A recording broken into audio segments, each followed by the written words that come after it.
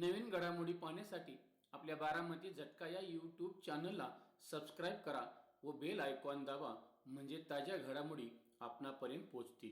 माळशिरस विधानसभा 254 अनुसूचित जाती राखीव मतदारसंघाचे महायुतीचे भाजपचे अधिकृत उमेदवार, भारतीय जनता युवा मोर्चाचे राष्ट्रीय उपाध्यक्ष व माळशिरस विधानसभेचे लोकप्रिय दमदार आमदार राम सातपुते यांच्या प्रचारार्थ आज शनिवार दिनांक 16 नोव्हेंबर 2024 रोजी अकलूज येथे देशाचे केंद्रीय रस्ते वाहतूक मंत्री नामदार नितीनजी गडकरी यांची जाहीर सभा संपन्न झाली.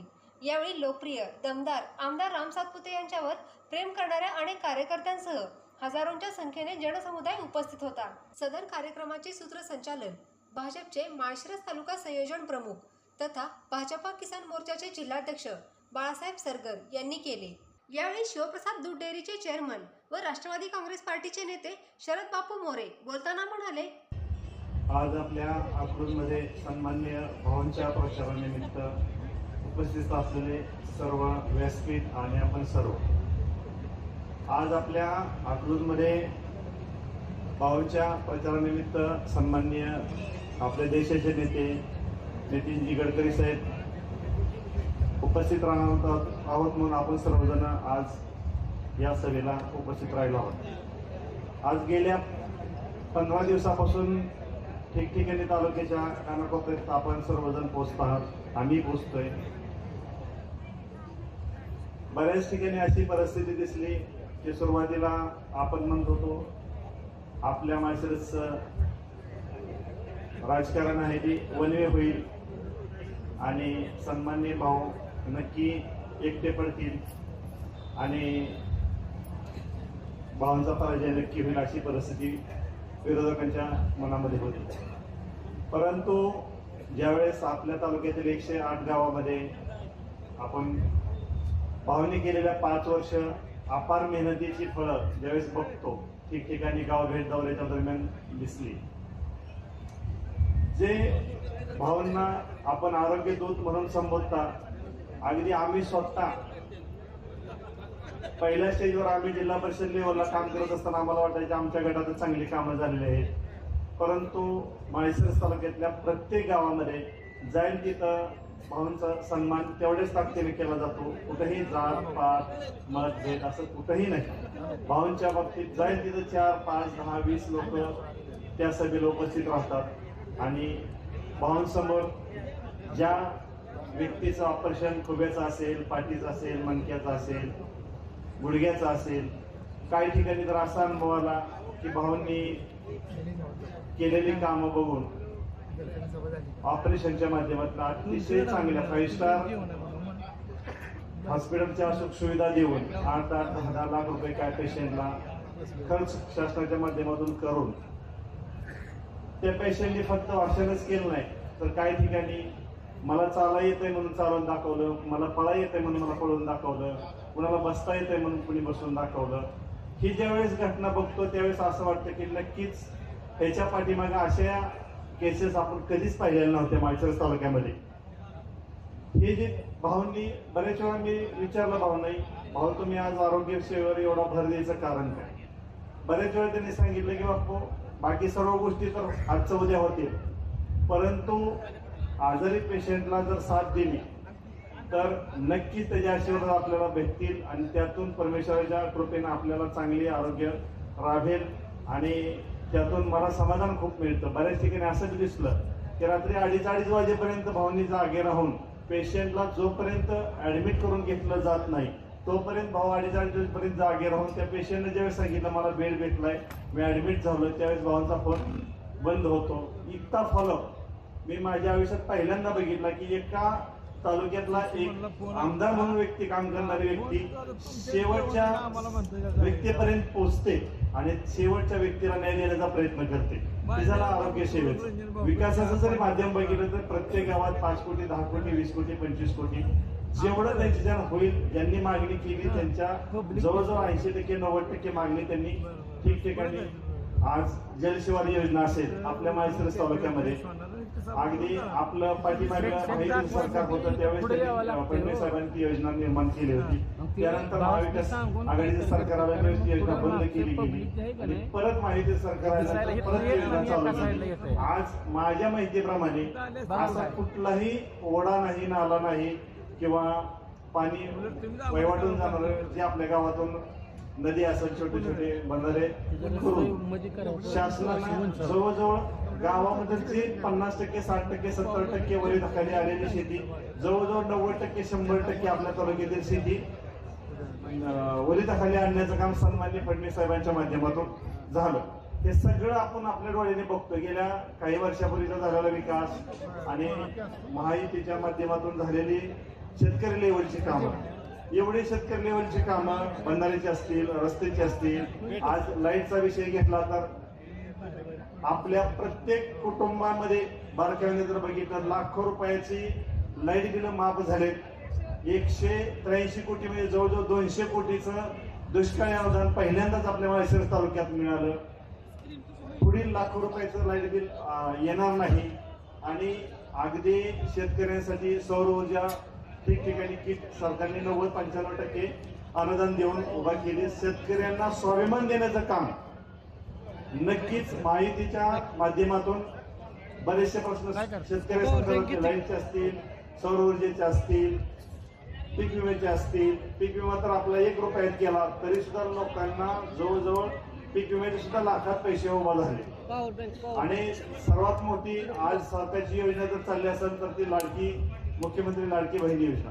त्या मुख्यमंत्री लाडकी बहीण योजनेमध्ये आम्हाला असं काही ठिकाणी अनुभव आले की ज्या आमच्या छोट्याशा 20-25 लोकांच्या सभेमध्ये सुद्धा असं निदर्शनास आलं, तिथं 5 जरी महिला आल्या तरी 5च्या 5 ताईंना एवढी जाणीव आहे ज्या माहिती सरकारनं आम्हाला आजपर्यंत महिलांना गेल्या स्वातंत्र्य झाल्यापासून जेवढा न्याय नाही मिळाला तेवढा न्याय आपल्या माहितीच्या माध्यमातून न्याय देण्याचं काम आपल्या माहितीच्या माध्यमातून करण्यात आलं.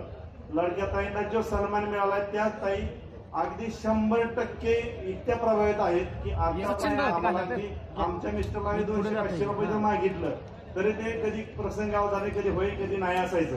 पण आम्हाला एक हक्काचा अधिकार मिळालाय की आम्हाला महिन्याला 1,500 रुपये फिक्स मिळणार आहेत. त्याची आम्हाला नक्की जाणीव आहे. आणि आता तर शासनाने सेकंड टाइम आता मुख्यमंत्री साहेबांनी जाहीर केलं की 1500 आम्ही सरकार आल्यानंतर आम्ही 2100 रुपये देणार आहोत. म्हणजे हक्काचं गणित त्यांच्या पुढे सरकारने उभा केलेला आहे. लाडक्या ताईंचा सन्मान केला, शेतकऱ्यांचा सन्मान केला, गोरगरिबांचा विषय म्हटलं तरी ठिकठिकाणी ज्येष्ठांना शासनाच्या योजनेतून 2,000 रुपये मिळतात, 3,000 रुपये मिळतात. अशा खूप काही असं कुठलीही व्यक्ती नाही दिसत की तालुक्यातील कुठल्याही कोपऱ्यात गेला आणि 5-6 योजनांचा गॅस सिलेंडरचा विषय असेल त्यांना जर सांगितलं बाबा हे सगळं लाभ आपल्या शासनाच्या माध्यमातून मिळाला नाही तर यातला एकही लाभ असा न मिळणारी व्यक्ती फक्त हात वर करा. तर अशी एकही व्यक्ती अख्ख्या तालुक्यात अख्ख्या राज्यात दिसत नाही की ज्या सरकारच्या माध्यमातून झालेल्या स्कीमात ज्या व्यक्तीला लाभ मिळाला नाही. एवढं आज भरभरून सरकारने दिलं असताना प्रत्येक नागरिकाला त्यांनी योग्य दिशेने नेण्याचा प्रयत्न केला असेल असं माझ्या दृष्टीनं तर पहिल्यांदाच असं माहितीच्या माध्यमातून पहिल्यांदा अशी घटना घडण्यात आली की प्रत्येक नागरिकापर्यंत, प्रत्येक शेतकऱ्यापर्यंत शासनाचा डायरेक्ट लाभ या माध्यमातून देण्यात आला. आणि असं ज्यावेळेस लोकांमध्ये दिसतं त्यावेळेची परिस्थिती बघता क्षणी वाटते की आता भावांचा विजय अवघड राहिलेला नाही. लाडक्या ताईंनी जर प्रामाणिकपणे ज्या पद्धतीने शासनाने साथ दिली, भावांनी ज्या पद्धतीने आपल्या तालुक्यामध्ये विकास केला, कुठलंही जातीपातीचं राजकारण न करता भावनी अतिशय प्रामाणिकपणे प्रत्येक अगदी जनता दरबार सुद्धा पहिल्यांदाच आपल्या माळशिरस तालुक्यामध्ये जर सुरू केला असेल तर तो सन्मान्य राम सत्ते साहेबांनी केला. त्या गोष्टी सुद्धा नोंद करणं अधोरेखित आहे. कारण प्रत्येक ज्या महिला पाठीमागं उभा राहिल्या त्यांना संयोजकांना विनंती आहे की आपण पुढची व्यवस्था करावी आणि जे काही कार्यकर्ते नेते मंडळी पत्रकार कक्षात बसले त्यांना माझी विनंती आहे की आपण पत्रकारांसाठी कक्ष आहे तरी शेजारी खुर्च्या टाकायची व्यवस्था करतो. परंतु जे एवढं मोठ्या कार्यक्रमाचं जे आपल्या वृत्तपत्रामध्ये बातमीच येणार ते जर पत्रकार नाराज झाले तर ते बातमी येणार नाही. तर आपल्याला हात जोडून विनंती आहे की पत्रकार कक्षामध्ये बसणाऱ्या सर्व पदाधिकाऱ्यांना विनंती आहे की आपण त्या ठिकाणी उठावं. धन्यवाद. ज्या लाडक्या ताईंना दिलेली साथ असेल, आज आपल्या माहितीनं जी आपल्या सर्व महाराष्ट्रासाठी केलेली कार्य असतील, प्रत्येक मतदारसंघामध्ये 1000 कोटी, 2000 कोटी, 3000 कोटी, 5000 कोटी आपण प्रत्येक भाषणात आपण महाराष्ट्रभर ऐकत आहात. एवढा फंड आज शासनाने खर्च केला, तो फक्त आपल्या सर्वांनी, आपल्या महाराष्ट्रातील सर्व नागरिकांसाठी केला. ही जी समानता ठेवण्याचं काम केलेलं आहे, त्या समानतेचं आपण ज्यावेळेस डिस्कशन करतो आपापल्या चौकामध्ये, आपल्या कुटुंबामध्ये, आपल्या परिसरामध्ये, त्यावेळेस सरकारनं पहिल्यांदाच अशा योजना आणून दिल्यात की आपली पहिली अशी दिवाळी असेल की त्या पहिल्या दिवाळीला प्रत्येकाच्या अकाउंटवर हजारापासून लाखापर्यंत रक्कम आपल्या माळशिरस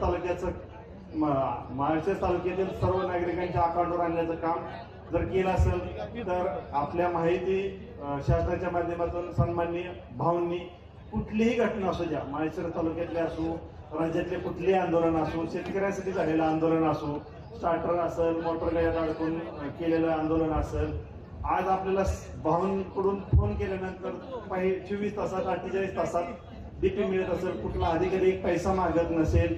आज शेतकऱ्यांच्या बाजूने भाऊंनी मंत्रालयामध्ये 2-3 वेळेस आंदोलन करून मंत्रालयासमोर असेल, आपल्या तहसीलदार कार्यालयासमोर असेल, अगदी विधिमंडळामध्ये असेल, भाऊंनी इतक्या ताकदीनं आपल्या माळशिरस तालुक्यातील विषय मांडले की पहिल्यांदाच असं दिसतंय की आपल्या माळशिरस तालुक्यातील सन्माननीय सुज्ञ नागरिकांनी ज्या 5 वर्षापूर्वी भाऊंना साथ दिली आणि त्या भाऊंनी आपल्या मताला जाणीव ठेवून आपले प्रश्न विधानसभेमध्ये अतिशय वजनदारीत्या जर वापरला असतील तर ते सन्माननीय भाऊ आहेत.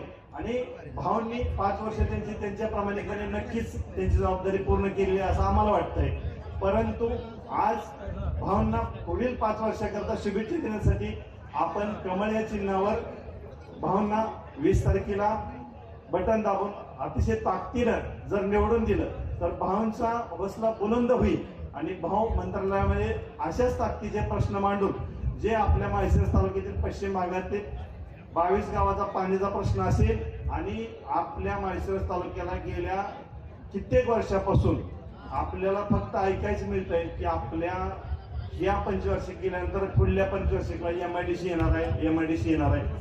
ते सन्माननीय भाऊ, सन्माननीय फडणवीस साहेब असतील, अजितदादा असतील, सन्माननीय शिंदे साहेब असतील, त्यांच्याशी अतिशय चांगलं रिलेशन मेंटेन असल्यामुळं अगदी प्रामाणिकपणे मला असं वाटतंय की भाऊ एका वर्षाच्या आत MIDC आपल्या माळशिरस तालुक्याला नक्की आणून देतील असा एक माझा स्वतःचा विश्वास आहे.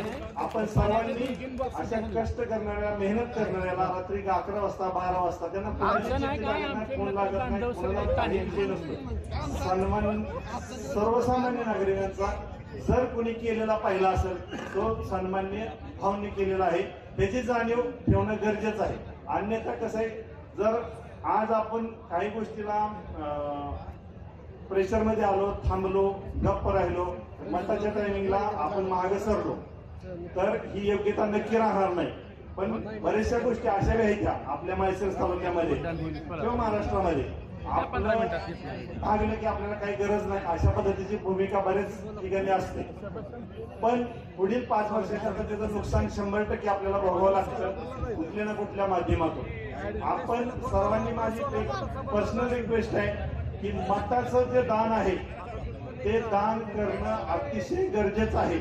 आता काही गोष्टीला स्पष्ट बोलता येत नाही त्या, पण अगदी ज्यांना जर वाटत असेल की आपल्याला हिंदुत्व टिकवायचं असेल, जर आवाज टिकवायचा असेल, हिंदू सुरक्षित ठेवायचा असेल, सगळ्या गोष्टी व्यवस्थित ठेवायच्या असेल तर काही मतदारसंघाचा जर अभ्यास करून बघा. काही ठिकाणी अगदी खासदारकीच्या लोकसभेच्या इलेक्शनच्या पिरियडला 6 मतदारसंघ असतात लोकसभेला निवडून देण्याच्या दृष्टीनं. 5 विधानसभा मतदारसंघामध्ये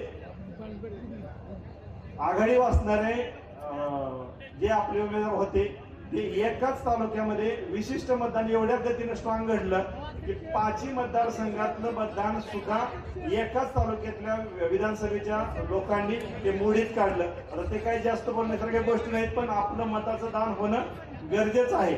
आपण मतरूपी दान करणं इतकं महत्वाचं आहे की ते तुम्हाला त्यानंतर इलेक्शनच्या रिझल्ट दुसऱ्या दिवशी पश्चाताप करण्याची वेळ येऊ नये अशा पद्धतीनं होणं गरजेचं आहे. जे 22 गावाचा प्रश्न असतील, MIDCचे प्रश्न असतील आणि जे विजन असणारी व्यक्ती आहे आणि कुठंही डोक्यात आमदारकी न जाऊन दिलेली व्यक्ती आहे, अशी चांगली व्यक्ती आपल्या माळशिरस तालुक्यानं गमवू नये असं माझं स्वतःचं मत आहे. आणि सन्माननीय अजितदादा पवार साहेबांनी पर्सनली आमच्या राष्ट्रवादी परिवाराला किंवा आमच्या सन्माननीय नेत्यांना मला वैयक्तिक सर्वांना फोन करून सांगितलेलं आहे.